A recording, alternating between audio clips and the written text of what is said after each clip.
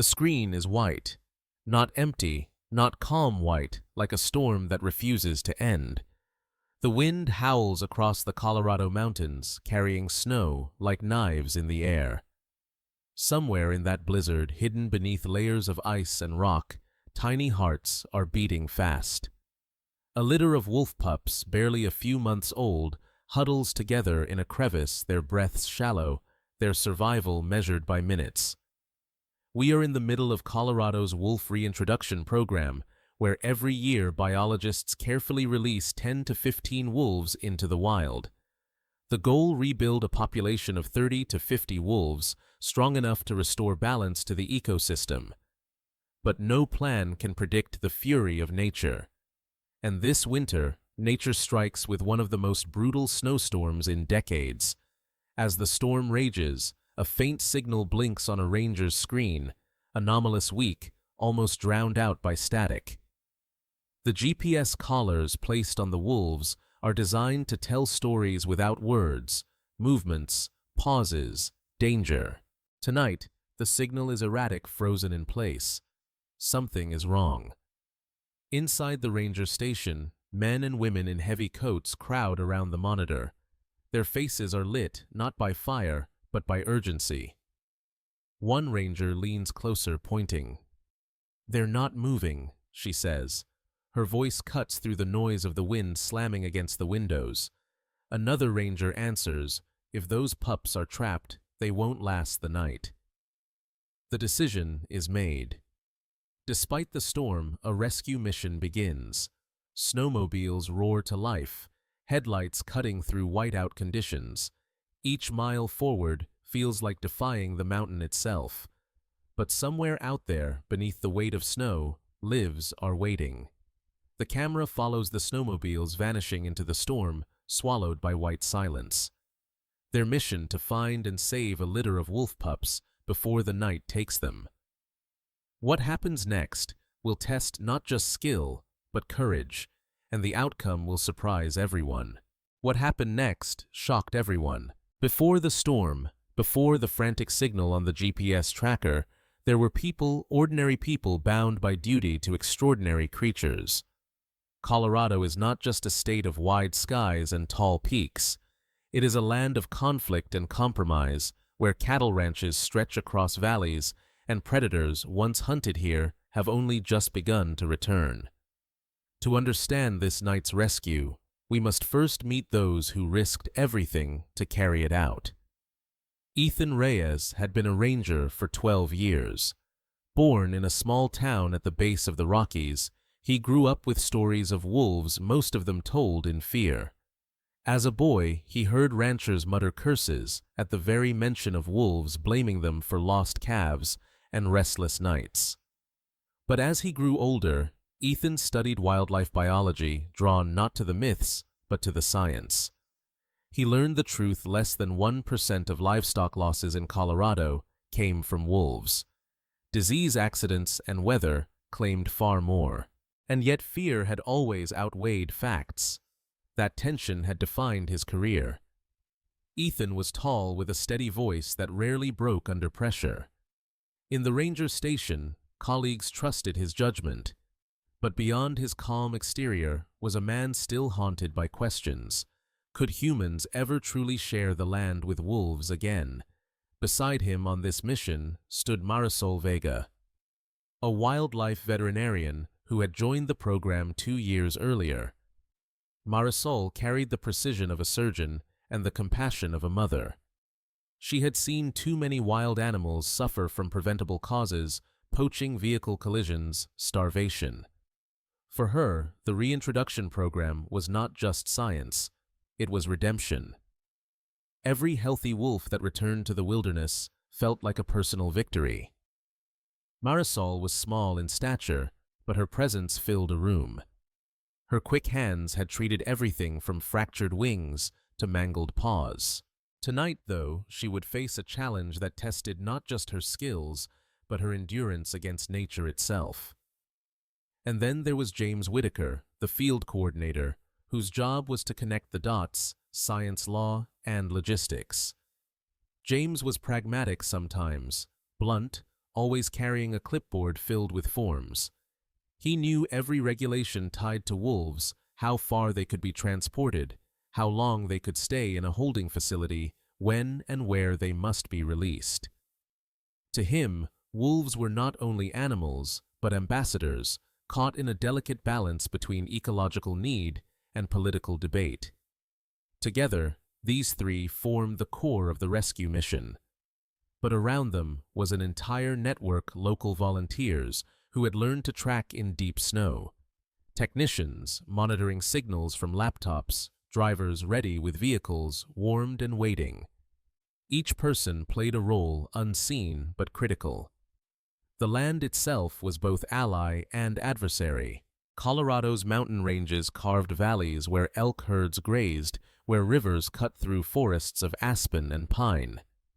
Wolves had once roamed here in packs, shaping the balance of prey and predator forest and field. But by the mid-20th century, relentless hunting had erased them. Now, decades later, the reintroduction program sought to undo that absence. Each winter brought new challenges. Storms could erase tracks, freeze rivers solid, and bury dens under snow. Yet it was precisely in such harsh seasons that the strength of wolves shone brightest. They thrived where others faltered, except when they were very young. Wolf pups without the warmth of a den or the protection of a pack could not survive alone.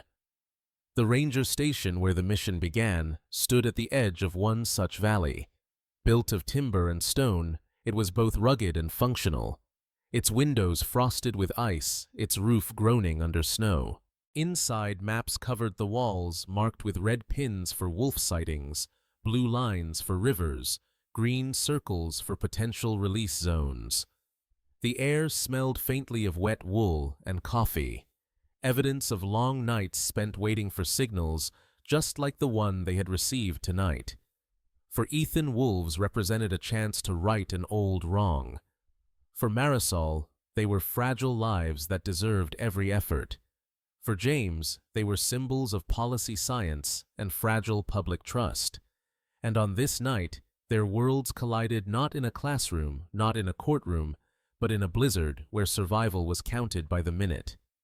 As the snowstorm thickened outside, the rangers tightened their boots and strapped on headlamps. Radios crackled with updates, their voices strained but steady. Each one of them knew what was at stake. Not just the lives of wolf pups, but the credibility of the program itself. Losing a litter to the storm would not only devastate the wolves, it would fuel critics who argued that reintroduction was doomed to fail. Ethan zipped his coat, looked at Marisol, and gave a nod.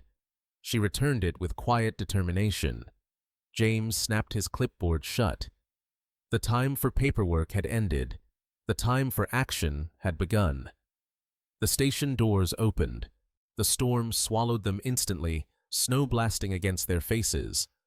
Behind them, warmth and safety. Ahead, uncertainty and peril. Three figures on snowmobiles disappeared into the night, bound by one purpose: to reach a den of wolf pups before time ran out. The mountains had a way of hiding secrets. Every ridge, every shadowed hollow could conceal a story, sometimes of survival, sometimes of loss. On this night, the search for the wolf pups became a race not just against the storm, but against time itself. The snowmobiles carved their path through drifts taller than a man. Headlamps lit only a few feet ahead, the rest swallowed by swirling white. Radios sputtered their signals, flickering with static. Still, Ethan pushed forward, eyes fixed on the faint red dot pulsing on his handheld GPS. Each pulse felt like a heartbeat, reminding him that somewhere ahead, life still flickered. They reached the edge of a rocky outcrop where wind tore at the trees and snow piled into jagged ridges. Ethan signaled to stop. The GPS screen froze, the dot no longer moving. Marisol leaned close, her voice raised over the wind. "This is it. They should be here." The team dismounted, boots sinking into snow. They moved cautiously, scanning the rock face. Storms erase sound, But tonight, a faint noise cut through a whimper, sharp and desperate, carried on the wind. Marisol froze. "Did you hear that?" Ethan nodded. He raised his hand, signaling silence. The whimper came again, higher this time, thin and fragile. It was not the call of an adult wolf, nor the growl of a predator. It was the cry of something small, afraid, and still fighting. They climbed toward the sound, hands gripping frozen stone snow pelting their faces.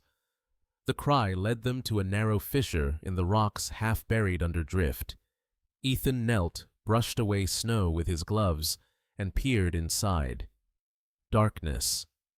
Then, two small eyes glinting back, glowing amber in the beam of his headlamp. Marisol gasped softly. "They're here." Inside the crevice, huddled together, were 4 wolf pups. Their fur was matted with ice, their tiny bodies pressed tight for warmth. One limped, dragging an injured leg. Another shivered so violently that its whimpers shook the cave walls. For a moment, the storm vanished in their minds. There was only this fragile sight, life balanced on the edge of extinction. Fear was the first reaction. Fear of approaching too close. Fear of what might happen if the mother wolf was nearby. But the GPS confirmed no movement from adult wolves in the area. Likely separated, possibly dead in the storm. The pups were alone. Compassion followed quickly. Marisol's heart clenched as she reached for her medical pack. Ethan stopped her with a steady hand. Slowly, he warned. "They're still wild. We can't frighten them." He removed his gloves, letting the warmth of his bare hand extend toward the entrance. His breath fogged in the air, his movements calm, deliberate. The pups tensed ears, twitching, small growls rumbling from their throats. But hunger and cold had drained their fight. When Ethan placed a piece of soaked cloth near them, damp with milk replacer, the smallest pup sniffed, then licked. That was the moment the balance shifted. Fear gave way to trust. Marisol crawled closer, wrapping a blanket around the weakest pup. Its body felt like ice, its heartbeat fragile beneath her fingers. She whispered softly, not words, just sounds of comfort. The pup whimpered once more, then stilled its breathing steadier. James, standing guard, kept scanning the tree line with his flashlight. Every shadow seemed to move. Every gust sounded like a predator. He knew that while they saved the pups, they themselves were vulnerable, exposed in the middle of a storm. With each pup lifted carefully from the crevice, the storm seemed to grow harsher, as if nature itself resisted. The smallest one whined weakly. The injured one struggled when touched. Marisol examined its leg, frostbite, maybe a fracture. She pressed her lips together, hiding her worry. Ethan carried 2 pups inside his coat, their tiny bodies pressed against his chest for warmth. Marisol cradled another, whispering encouragement. James secured the 4th in a padded crate. Each movement was measured, deliberate. Any mistake could cost a life. The team gathered at the snowmobiles, their breaths ragged, their faces raw from cold. Ethan looked at the pups, then at Marisol. "We need to get them back now." Marisol nodded. "They won't last long out here." But the storm had other plans. As they mounted their snowmobiles, the wind shifted violently, blinding them. Snow cascaded down the slope, an avalanche threat. The path back was blocked. James cursed under his breath. "We're not getting through that." Ethan scanned the ridge, thinking fast. Another route lay to the east, longer, riskier, but passable. He pointed. "There. We move now, or they won't make it." With no time for debate, they turned their machines and pressed on, carrying not just wolves, but the fragile weight of hope. In the heart of the storm, 4 wolf pups now had a chance. But as the rangers pressed into the night, the blizzard was not done with them. And what awaited on the eastern ridge would push both humans and wolves to the very edge of survival. The storm did not ease. It clawed at every inch of the mountain, bending trees, hurling snow like shards of glass. For Ethan, Marisol, and James, the path eastward was punishing. Snowmobiles groaned under the weight of riders and precious cargo. But inside coats and crates, 4 wolf pups clung to life. By the time they reached a forestry outpost, an abandoned cabin used for fire patrols, the team was near exhaustion. The cabin was crude, just 4 walls and a roof sagging under snow, but it offered shelter. Ethan forced the door open, a gust of powder sweeping inside. They hurried in, setting lanterns on the table, turning the small room into a sanctuary of light against the storm's fury. Marisol laid blankets on the floor, spreading them like makeshift nests. She unwrapped each pup carefully, checking them one by one. Their fur was soaked paws, stiff eyes half closed from fatigue. The smallest pup barely stirred. "Hypothermia," Marisol whispered. She rummaged through her pack, pulling out thermal pads and bottles of milk replacer. Her hands moved quickly, but gently. Ethan helped by rubbing the pups with cloth, trying to restore circulation. James fed wood into the rusted stove, coaxing flames to life. One pup, the injured one, whimpered when Marisol touched its leg. She examined it under lamplight, swollen cold to the touch. "We'll need x-rays when we get back," she murmured. "But for now, splinting will have to do." She tore strips of bandage, improvising a brace. The pup growled faintly, a reminder that even in weakness, its wildness was intact. Marisol smiled softly. "That's a good sign." Hours passed in fragments. Feed, warm, rest, repeat. Ethan cradled 2 pups against his chest, feeling their tiny heartbeats thrum like fragile drums. Marisol coaxed the weakest one to drink from a bottle drop by drop. At first, it refused, jaws clenched, but finally, hunger won. A swallow, then another. Relief swept the room like heat. James, usually all business, found himself kneeling by the crate, watching the pups twitch in sleep. "They're tougher than they look," he muttered. Ethan chuckled quietly. "So are we." But the storm outside did not relent. Wind howled through cracks in the cabin's snow, rattled the windows. The team knew they might be trapped for hours, maybe days. Supplies were limited. Every ounce of food, every stick of firewood mattered. As dawn broke faintly, the weakest pup's breathing faltered. Its tiny chest rose unevenly, each breath a struggle. Marisol's eyes widened. She pressed her stethoscope against its ribs. Silence between beats. "Not good," she whispered. Ethan leaned close. "What do you need? Oxygen? Fluids? Things we don't have here." Her voice cracked, the weight of helplessness heavy in her chest. She rubbed the pup's side, whispering encouragement, her voice trembling. "Stay with me, please." Ethan looked at her, then at the stove. He grabbed a tin can, filled it with snow, and melted it into warm water. He soaked cloth in it, placed it against the pup's body, creating crude warmth. Marisol improvised with sugar and salt packets from her emergency kit, mixing an oral rehydration solution. They dripped it carefully into the pup's mouth. The pup coughed weakly at first, then stronger. Its chest lifted, fell, lifted again. Marisol's shoulders sagged with relief. "Come on, little one. Fight!" That night, as the storm roared outside, something changed inside the cabin. Fear gave way to quiet determination. These were not pets, not possessions, but in this fragile window of survival, humans and wolves were bound by something deeper, shared struggle. Ethan found himself staring at the pups as they slept, their tiny bodies curled in the warmth of blankets. For a moment, he imagined what it would be like if wolves never returned, if the valleys remained silent. He shook the thought away. These pups were proof of possibility. Marisol sat nearby, exhaustion etched in her face, but her hands never stopped moving, adjusting blankets, checking pulses. James dozed against the wall, but every creak of wind snapped him awake, flashlight in hand. Hours bled into a second day. The storm outside began to break, pale light spilling through the cracks. When Ethan opened the door, he was met not by blinding white, but by silence. Snow piled deep, but skies beginning to clear.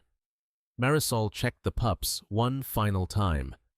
Their eyes, brighter now, blinked back at her. The injured one even licked her finger before curling back into its blanket. She smiled. "They'll make it." James clapped Ethan on the shoulder. "We survived the night. So did they." But survival was only the beginning. The pups needed transport to the wildlife center where proper care awaited.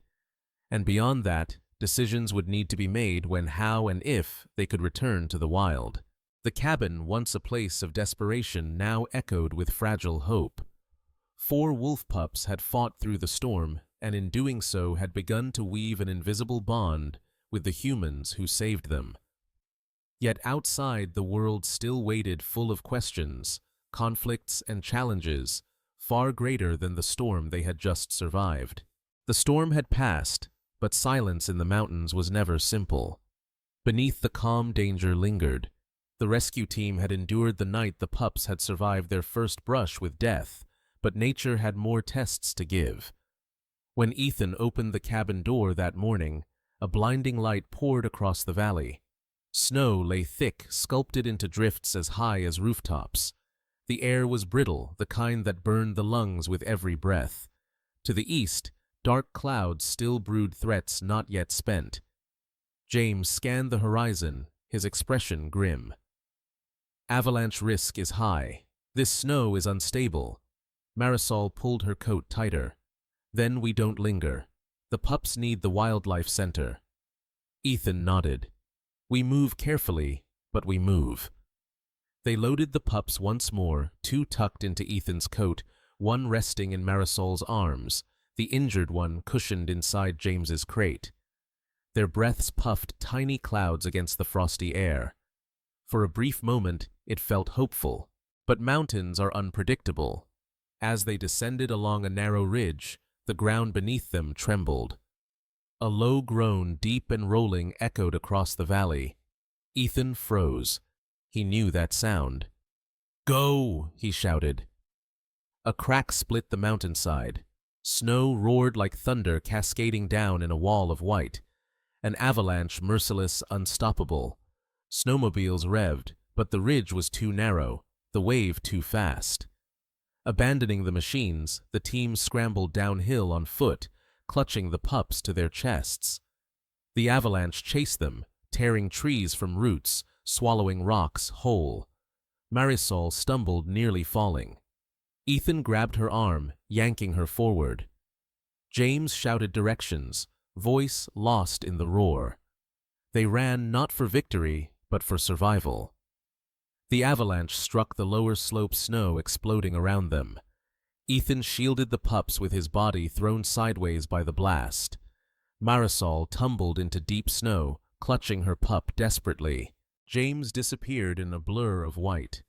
When the world's stilled silence fell heavy, snow blanketed everything, reshaping the mountain. Ethan gasped for air, clawing upward. He pushed through powder, one arm cradling the pups against his chest. They whimpered, alive. Relief surged through him, but there was no time to rest. "Marisol," he shouted. A muffled cry answered. 20 feet away, Marisol struggled, half buried. Her arms held tight around the pup, refusing to let go. Ethan crawled toward her, every movement sinking him deeper. With brute effort, he pulled her free. She coughed, face pale but determined. "I've got him," she rasped, holding up the pup, still trembling but alive. But James, there was no sign of James. Ethan and Marisol searched frantically, calling his name. Minutes stretched like hours. Then a weak voice broke the silence. "Here." They found him partially buried beneath a broken branch, the crate wedged against his chest. Inside, the injured pup whimpered faintly. James groaned, clutching his side. "Ribs. Think they're cracked." Marisol checked quickly. He was hurt but conscious. The pup inside the crate had survived, shielded by James's body. Together they dragged him free, every movement agonizing. Snow crunched under their knees, breath steaming in the cold. Above the ridge loomed unstable, another slide possible. They had to move. Step by step, the group limped toward a stand of pines where the snow was thinner. Ethan carried 2 pups. Marisol, one, and James, though injured, refused to let go of the crate. They collapsed beneath the trees, gasping. Marisol leaned against a trunk, her voice trembling. "We almost lost them. We almost lost you." James winced but managed a weak smile. "But we didn't. That counts." Ethan looked at the pups nestled and breathing, their fur warming against him. In that moment, the line between human and wolf blurred. They were all survivors of the same storm, bound not by words, but by the instinct to protect. The avalanche had stolen their machines, but not their purpose. With James injured, travel became slower, more grueling.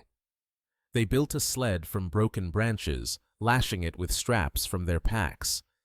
Ethan and Marisol pulled. James lay flat, clutching the crate with the injured pup. The trek was brutal, every step sinking into waist-deep snow. Yet even in suffering, small moments glowed. One pup, stronger now, peeked its head from Ethan's coat ears, twitching at the sound of wind. Another licked Marisol's gloved finger, a fragile gesture of trust. The bond had deepened, wolves and humans carrying one another through the storm's aftermath. By nightfall, distant lights appeared, the ranger station. Weak, flickering, but real. The sight lifted their spirits. Exhausted, battered, and half-frozen, they dragged themselves and their fragile cargo inside. In the span of a single day, they had faced a storm, fought death, and outrun an avalanche. But the greatest challenge was still ahead. The pups had survived nature's wrath, but now they would face the scrutiny of society, laws, politics, and decisions that no storm could bury. The mountain had tested them with snow and avalanche. But once the storm subsided, another trial emerged, one far more complex one that no survival instinct could solve. At the Wildlife Center, the 4 wolf pups were placed in heated enclosures, monitored around the clock. Vets checked their vitals, set bones, and administered fluids. Within days, the pups gained strength. Their whimpers became playful growls, their eyes clearer, their movements steady. For Ethan, Marisol, and James, the sight was a reward for every bruise, every frozen mile. But outside the walls of the center, the story spread. Newspapers ran headlines: "Rangers rescue wolf, pups during blizzard." Photos of the fragile animals wrapped in blankets touched hearts and reignited old arguments. Some saw heroes, others saw trouble. Ranchers across Colorado voiced their anger. At diners, at town halls, on radio shows, their voices carried the same refrain: "Wolves don't belong here. They kill our livestock, threaten our way of life." At one meeting, a rancher slammed his fist on a wooden table. "You're saving predators while we bury our calves. Who saves us?" Another stood and argued back.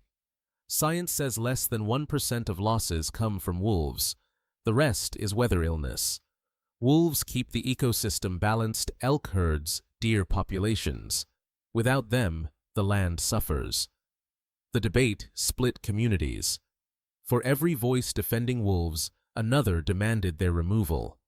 And now, with a litter rescued in plain view, the question grew sharper: should they be released, or should they remain in captivity? Beyond the public, the law had its say. Federal and state regulations governed every step. Wolves were protected under reintroduction protocols. They could not be raised as pets, could not be exhibited without permits, and must be reintroduced once healthy. James knew these rules better than anyone, yet he also saw the weight they carried. In a meeting with state officials, the tension was palpable. "The pups are recovering well," James reported, "but they need more time before release." An official adjusted his glasses. The longer they stay, the greater the risk they imprint on humans.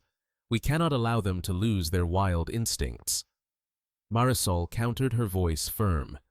Without extended care, the injured one may never survive in the wild. Are we releasing them to thrive or to die? The room fell silent. It was a question with no easy answer. Ethan found himself torn between science and sentiment. He had carried the pups through storm, and avalanche felt their tiny hearts beat against his chest. Yet he knew they were not his to keep. The wilderness was their birthright. But was the wilderness ready for them? Was society? He walked the pens, often watching them grow stronger. They tumbled clumsily over each other, learning to nip, to howl, to test their muscles. When one pup lifted its head and gave a shaky howl, Ethan felt his throat tighten. The sound was both fragile and defiant, a promise that wolves belonged here. Protests began outside the center. Signs read, "Stop the wolves." Others countered with, "Save the wolves." Media cameras caught the clash of chants. Inside staff felt the weight of eyes upon them. Every decision scrutinized, every action politicized. Ethan hated the noise, but he knew it could not be ignored. Public trust was as fragile as the pups themselves. Marisol faced criticism too. Some accused her of coddling predators, while others hailed her as a guardian angel. She brushed off insults, but in private, the burden showed. "I just want them to live," she confided to Ethan one night. "Why is that so hard to accept?" He had no answer. By week's end, the debate reached a boiling point. Officials demanded a timeline for release. Ranchers threatened lawsuits if wolves returned near their herds. Conservationists pleaded for patience, warning that premature release could doom the pups. Caught in the middle were Ethan, Marisol, and James, 3 people who had risked their lives to save these animals, now forced to defend them not against storms or avalanches, but against human doubt and fear. The pups played in their pen, unaware of the storm outside the walls. But soon, their future would be decided not by nature, but by people. And the choice would test the very soul of the reintroduction program. The blizzard had passed, but a new storm had begun, made of voices, laws, and the clash between fear and hope. The question now was simple but heavy. Would the pups be returned to the wild, or would human hands decide otherwise? Weeks passed, and the wolf pups grew. Their coats thickened, their legs strengthened, their eyes sharpened with the wild glint of instincts returning. They no longer whimpered for bottles. They gnawed at bones, wrestled one another, and tested their voices in small howls that echoed down the corridors of the wildlife center. For Ethan, Marisol, and James, watching them change was bittersweet. Each day brought joy, proof that their rescue had worked. But each day also brought a reminder: wolves were not meant to stay here. Their place was beyond fences, in the forests and mountains where their ancestors once roamed. The official's decision arrived in an envelope marked with the state seal. James opened it with steady hands, though his jaw tightened as he read aloud. Upon full recovery, the pups are to be released at designated reintroduction sites. Rehabilitation may not exceed 60 days to minimize human imprinting. Marisol exhaled, her shoulders heavy. 60 days, she repeated, after everything. That's all we get. Ethan placed a hand on her shoulder. We knew this was coming. His voice was calm, but inside his chest ached. The next weeks became a blur of preparation. Biologists trained the pups to hunt small prey in controlled settings. They scattered carcasses for the pups to find, taught them to associate human presence with distance rather than comfort. The wolves adapted quickly, wild instincts flickering back into dominance. Marisol often stood at the edge of the enclosure, watching them chase one another, pounce, clumsily stumble, and rise again. Each leap, each playful snarl was a reminder that they were leaving soon. "They're ready," Ethan said one afternoon as the largest pup let out a confident howl that startled the others into joining. Marisol smiled faintly, though her eyes glistened. "I know. That's the problem." The morning of release was clear sky, a brilliant blue over snow-blanketed peaks. Trucks lined the ranger station, their cargo quiet but restless. 4 crates each carrying a wolf pup now nearly grown. Their eyes gleamed, their bodies pressed against the bars, sensing change. The team gathered scientists, officials, volunteers. But for Ethan, Marisol, and James, the world narrowed to those 4 crates. Marisol crouched by one, fingers brushing the wood. "You fought so hard," she whispered, though no one else could hear. "Now it's time to fight on your own." James, still nursing cracked ribs, but refusing to stay behind, leaned heavily on a cane. He touched the crate carrying the pup he had shielded during the avalanche. "You and we've both got scars. Wear yours well." Ethan stood a moment longer silent.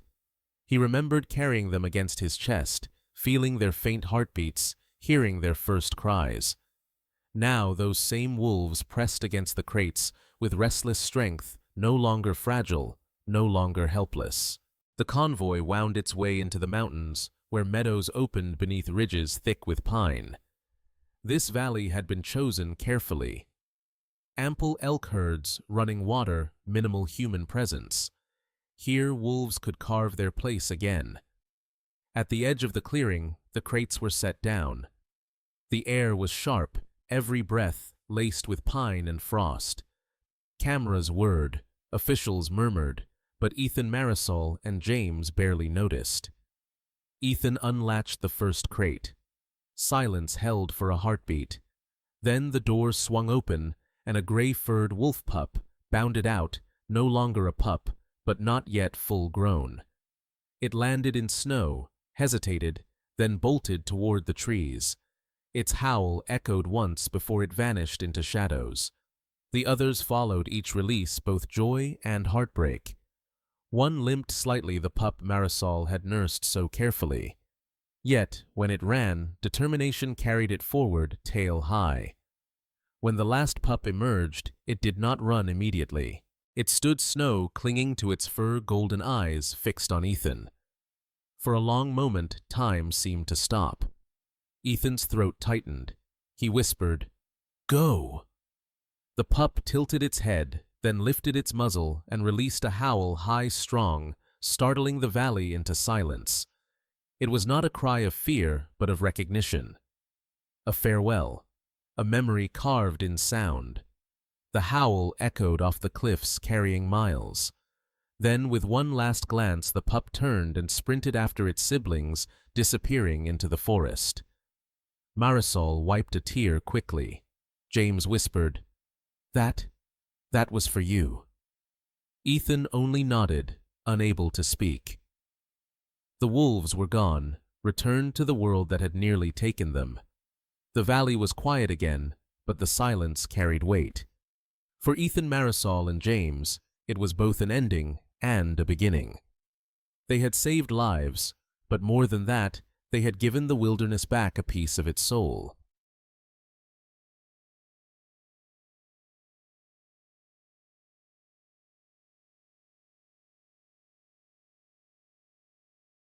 The forest had swallowed the wolves, but their story did not end at the clearing. In the weeks and months that followed, their howls carried across the valleys of Colorado, reminders that the wild was not gone, it was returning. Biologists monitored the pups through GPS collars, each signal a heartbeat on the map. They watched the wolves travel farther each week, testing rivers, climbing ridges, learning the contours of their new world. The limping pup adapted, running slower, but keeping pace. Against odds, it survived, proving resilience stronger than injury. For Ethan, those signals became more than data.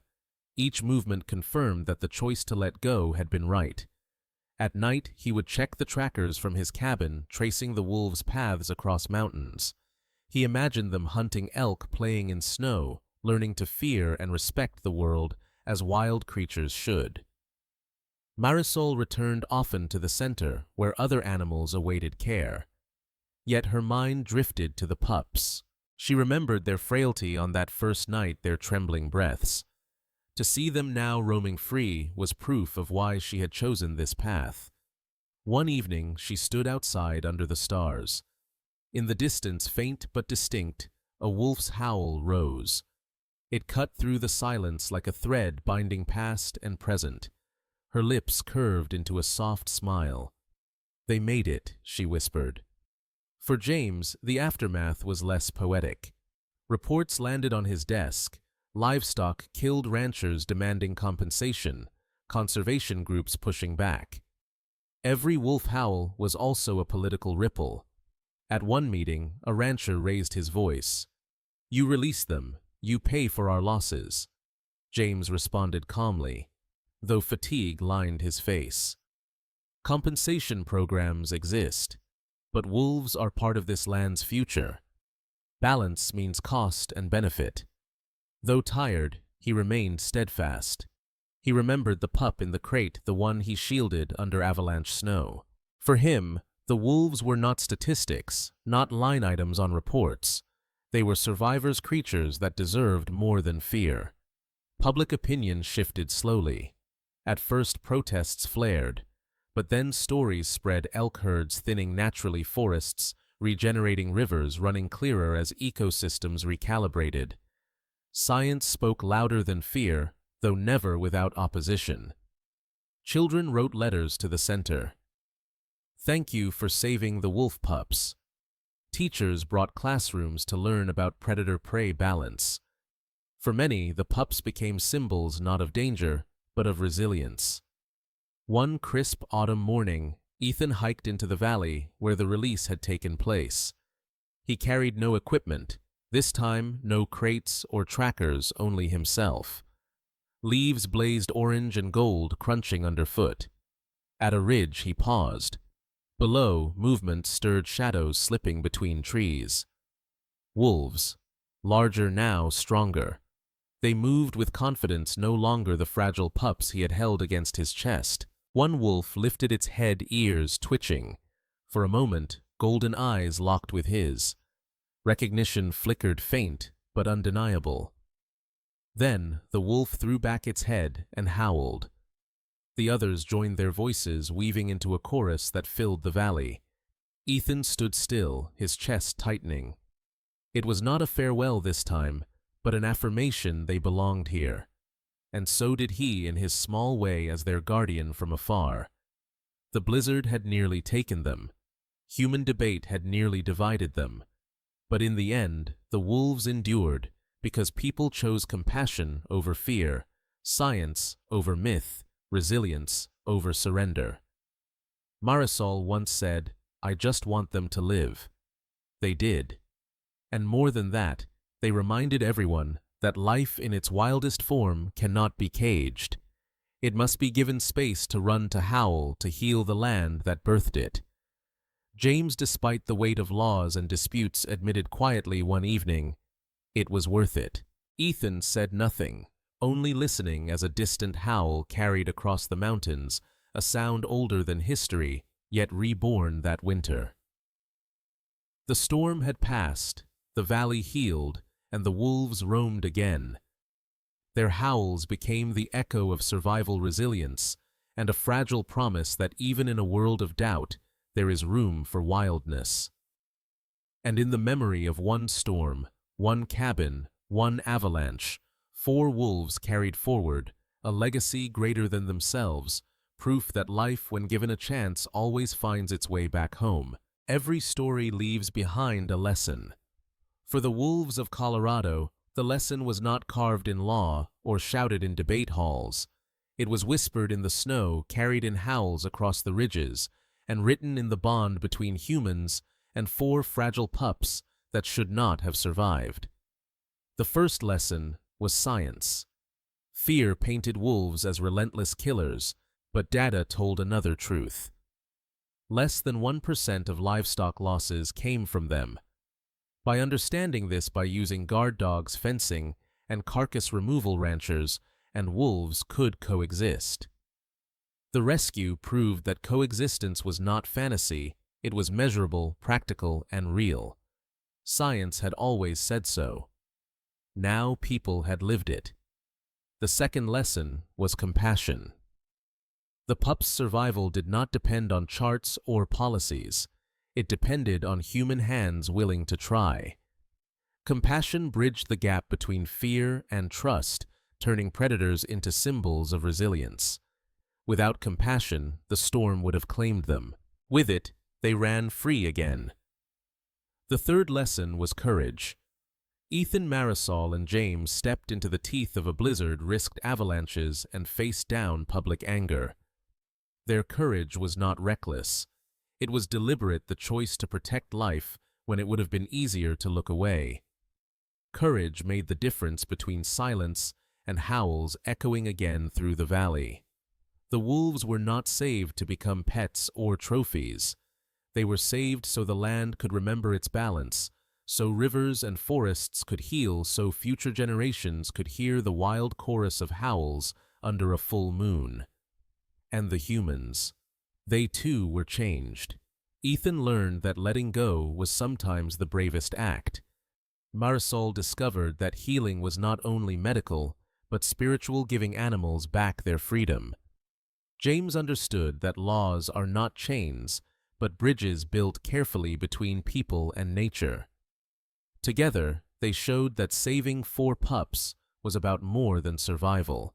It was about proving that humanity and wilderness are not enemies but partners in a fragile shared future.